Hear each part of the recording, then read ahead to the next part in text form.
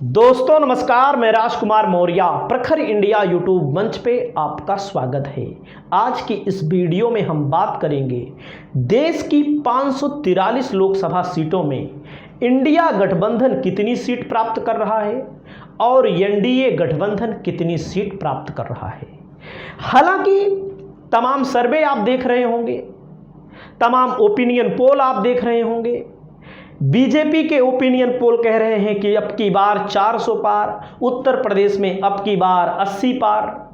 तमाम राजनीतिक पार्टियों के अपने अपने नारे हैं, लेकिन जो हमारे पास ओपिनियन पोल आया हुआ है, एक एक राज्य में कौन कौन सी पार्टी, कौन कौन सा गठबंधन कितनी सीटें प्राप्त कर रहा है, आपको हम सिलसिलेवार तरीके से बताने जा रहे हैं। जिस तरह से वोटिंग ऑफ परसेंटेज गिर रहा है, जिस तरह से पोलिंग कम हो रही है बीजेपी बाहुल्य इलाकों में, इससे बीजेपी को खतरा कहीं ना कहीं दिख रहा है। हालांकि जो भी रिजल्ट होगा वो 4 जून को पता लगेगा और हम आपको एक एक लोकसभा सीट के बारे में बताने जा रहे हैं, एक एक राज्य के बारे में बताने जा रहे हैं। आपकी जो भी प्रतिक्रिया हो आप कमेंट करके जरूर बताइए। हम चलते हैं अपने लोकसभा के मैप पर। आपके सामने मैंने मैप ओपन कर दिया है। सबसे पहले जो हमारे पास ओपिनियन पोल आया है, पहला नंबर, देश का सबसे बड़ा राज्य है उत्तर प्रदेश। उत्तर प्रदेश में सबसे ज़्यादा लोकसभा सीटें हैं 80 लोकसभा सीटों में इस पोल के मुताबिक बताया गया है बीजेपी को 45 से 50 लोकसभा सीटें मिल सकती हैं और इंडिया गठबंधन को 30 से लेकर 32-33 लोकसभा सीटें, 35 लोकसभा सीटें मिलने जा रही हैं। हालांकि बहुत सारे लोगों का ये मानना है, बीजेपी समर्थकों का ये मानना है कि अब की बार 70-75, तो मैं आपको स्पष्ट बता दूं 70, 75, 72, 71 का आंकड़ा अब की बार बीजेपी नहीं छुएगी। 100% मैं आपको बता रहा हूं। और 4 जून को चाहे रिजल्ट आएगा तब भी मैं आपसे मिलूंगा। ये जो 70-72 का मामला है, यहां पर बीजेपी नहीं है। बीजेपी ऐसी 20 सीटें हैं जहां बीजेपी लड़ाई के बाहर हो चुकी है। वास्तव में पहले चरण का चुनाव हुआ, दूसरे चरण का चुनाव हुआ, सही खेला तो तीसरे चरण से शुरू हुआ है। तीसरे चरण में ही 5 लोकसभा सीटें हैं जहां बीजेपी वास्तव में हार चुकी है। ऐसे ऐसे जैसे जैसे पूर्वांचल में आएंगे, जैसे जैसे यादव बेल्ट में जाएंगे, मुस्लिम बाहुल्य इलाकों में जाएंगे, वहां पर बीजेपी वास्तव में, क्योंकि विधानसभा के चुनाव के रिजल्ट ये बताते हैं, जो वहां के वर्तमान के सांसद हैं, किसी भी संसदीय क्षेत्र के हों, आप बीजेपी समर्थक होंगे तो आपको भी लगेगा हाँ ये बात तो सही है, सांसदों के खिलाफ लोगों में बहुत बड़ा गुस्सा है। मैं आपको बता रहा हूं उत्तर प्रदेश में बहुत बड़ा झटका लगने जा रहा है और ये 4 जून को असली नतीजा पता लगेगा, लेकिन उत्तर प्रदेश में बीजेपी का हाल बुरा हाल है। अगला राज्य बताया गया है तमिलनाडु। तो आप समझ सकते हैं तमिलनाडु की जो सीटें हैं, तमिलनाडु में 39 लोकसभा की सीटें हैं। तमिलनाडु में 39 लोकसभा की सीटें हैं। जब तमिलनाडु में 39 लोकसभा की सीटें हैं तो बीजेपी का यहाँ कोई विशेष फुटप्रिंट नहीं है। बीजेपी चौथे 5वें नंबर की पार्टी है यहाँ पर, ये जान लीजिए, लगभग निर्दलियों के बराबर। देख सकते हैं सबसे नीचे तमिलनाडु है। तमिलनाडु में 39 लोकसभा की सीटें हैं। बीजेपी का यहाँ खाता तक नहीं खुलने वाला है। अब आप समझ लीजिएगा 39 से 40 मान लीजिए, 40 से 70। यूपी में 30 सीट लगभग कम होगी, आप देखिएगा चुनाव में, और 40, 30, 70, लगभग 70 सीट यहीं पर नुकसान हो रहा है बीजेपी का। अब आइए अगला, अब थोड़ा ऊपर आइए। अब केरल, बगल में ही केरल है, बगल में केरल में 20 लोकसभा की सीटें हैं और यहां पर भी बीजेपी का कोई विशेष फुटप्रिंट नहीं है। केरल के वायनाड से ही राहुल गांधी चुनाव लड़े हैं। तो आपको मैं बता दूं इस केरल में भी 20 लोकसभा सीट बीजेपी के हाथ में नहीं आने वाली है। एकाध सीट भी नहीं आने वाली है। ये हम नहीं कह रहे हैं, ये पोल बता रहा है। तो कितना मैंने जोड़ा, 40, 30, 70, 70, 20, 90 सीट तो यहीं पर इंडिया गठबंधन के पास इकट्ठा थोक के भाव आ जा रही है। अब आगे चलते हैं हम थोड़ा से। कर्नाटका को जो सर्वे इसमें बताया गया है, कर्नाटका के सर्वे में पिछली बार बीजेपी यहां पर 26 सीट जीती थी कर्नाटक में, लेकिन अब की बार कर्नाटक में बीजेपी का डिब्बा गोल होने वाला है। क्यों होने वाला? कर्नाटका में कुल मिलाकर के 28 सीटें हैं। यहां पर आप ये जान लीजिए, कम से कम कांग्रेस अगर जीतेगी तो 15 सीट जीतेगी, कम से कम। मैं बता रहा हूं, हमें नहीं, लोक पोल का सर्वे आया हुआ है, तमाम बड़ी बड़ी कंपनियों का सर्वे आ रहा है। जो सर्वे आया हुआ है उसकी मैं बात बोल रहा हूं। मैं अपने तरफ से किसी को ना तो जिता रहा हूं यहां पर, ना तो हरा रहा हूं यहां पर, क्योंकि कर्नाटका में, गोवा में 2 लोकसभा की सीटें हैं, एक बीजेपी जीतेगी और एक यहां पर कांग्रेस जीतेगी। गोवा में 2 सीटें हैं। यहां पर इंडिया गठबंधन यानी कि आम आदमी पार्टी 1 सीट पर लड़ रही है और 1 सीट पर कांग्रेस लड़ रही है गोवा में।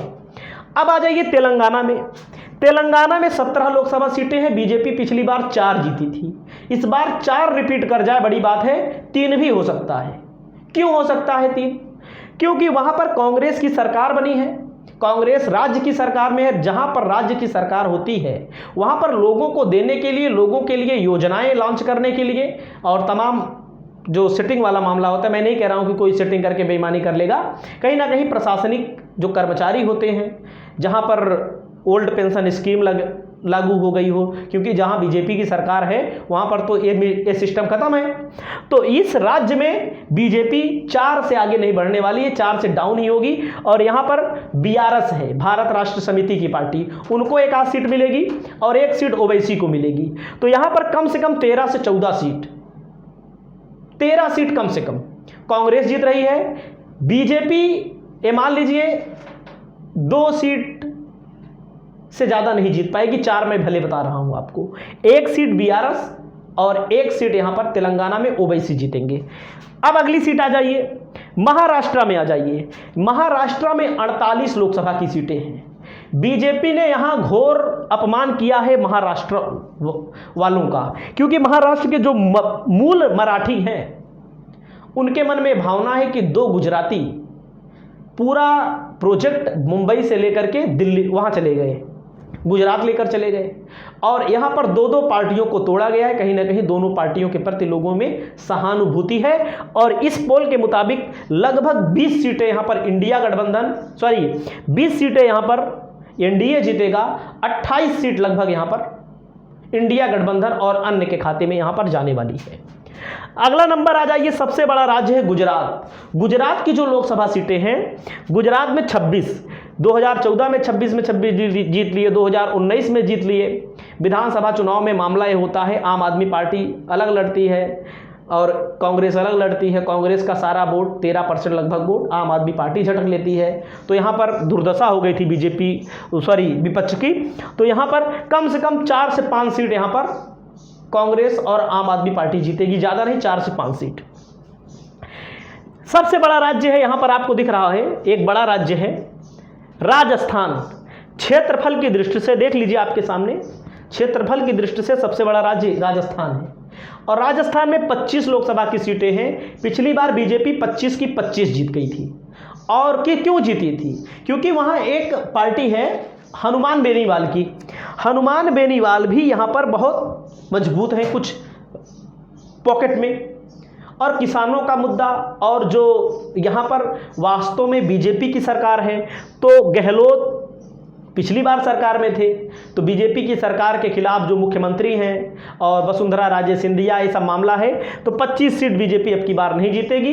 कम से कम बीजेपी यहाँ पर 15 से 16 सीट जीत सकती है, और 8 से 9 सीटें यहाँ पर इंडिया गठबंधन के पाले में जाती हुई दिख रही हैं। अगला नंबर आता है दिल्ली। दिल्ली में 7 लोकसभा की सीटें हैं। 7 लोकसभा की सीटों में बीजेपी यहाँ पर कम से कम 4 सीट जीतेगी। इंडिया गठबंधन कम से कम 3 सीट यहाँ पर जीतेगा। 3 सीट पर तो इंडिया गठबंधन बहुत मजबूत है, क्योंकि आम आदमी पार्टी और कांग्रेस का गठबंधन बहुत मजबूत है यहाँ पर।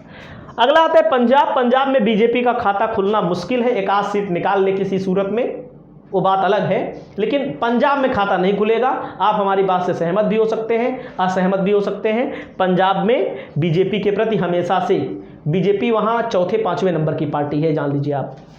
अगला नंबर आता है हिमाचल प्रदेश में। हिमाचल प्रदेश की 1 सीट है, कौन वाली? मंडी वाली, जहाँ से लड़ रही है कंगना रनौत। उनसे मीडिया ने पूछा किस मुद्दे पर चुनाव लड़ रही है। उनका सिर्फ मुद्दा है श्री राम, भगवान श्री राम और मोदी। उनको मुद्दे नहीं मालूम है।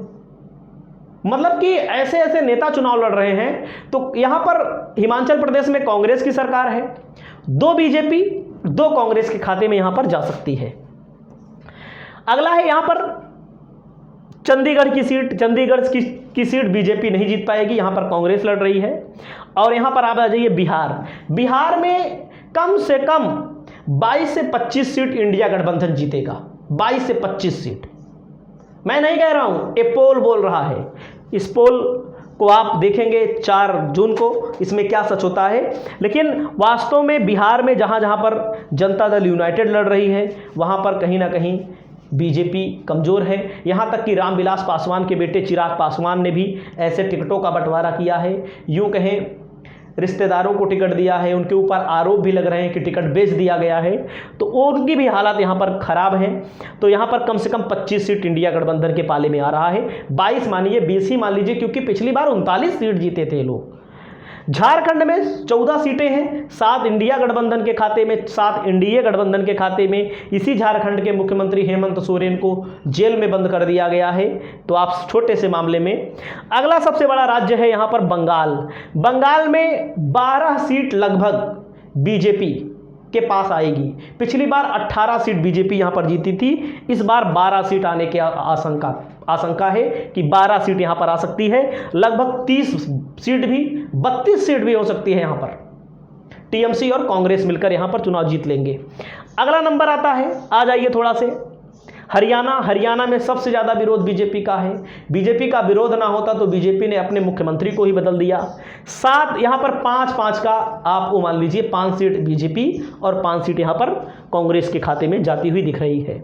जम्मू कश्मीर की 5 सीटें हैं, यहाँ पर 1 बीजेपी जीत सकती है बस, क्योंकि ये मुस्लिम इलाका है, यहाँ पर मुसलमानों की आबादी ज़्यादा है, यहाँ पर बीजेपी नहीं जीत पाएगी। यूँ कहें 5 की 5 भी हार सकती है, क्योंकि इसमें पोल में दिया गया, पोल में मैंने कॉपी में लिखा है। लद्दाख की 1 लोकसभा सीट है, इस लोकसभा सीट पर बीजेपी का कब्जा रहेगा। अगला आ जाइए यहाँ पर उड़ीसा। उड़ीसा में बीजेपी ने पिछली बार 8 सीट जीती थी, इस बार भी 8 भी हो सकती है और 6 भी हो सकती है। और यहाँ पर छत्तीसगढ़ आ जाइए, बीजेपी यहाँ पर 11 सीटें हैं, 6 सीट बीजेपी के पास, 5 सीट यहाँ पर इंडिया गठबंधन के पास। क्यों ऐसे अंदाज के नहीं बता रहे हैं, भूपेश बघेल मुख्यमंत्री के तौर पर उन्होंने बहुत अच्छा काम किया था, लेकिन एक पैटर्न होता है कि 5 साल बाद लोगों को बदल दो, ये पैटर्न है कई जगहों पर। तो यहाँ पर बदलाव हुआ और यहाँ पर चुनाव हारे भूपेश बघेल, और कोई भी पोल नहीं बता रहा था भूपेश बघेल चुनाव हार जाएंगे। छत्तीसगढ़ में कांग्रेस की सरकार नहीं बनेगी, तो आप ये समझ सकते हैं। अगला नंबर आता है कहाँ का, अगला नंबर आता है यहाँ पर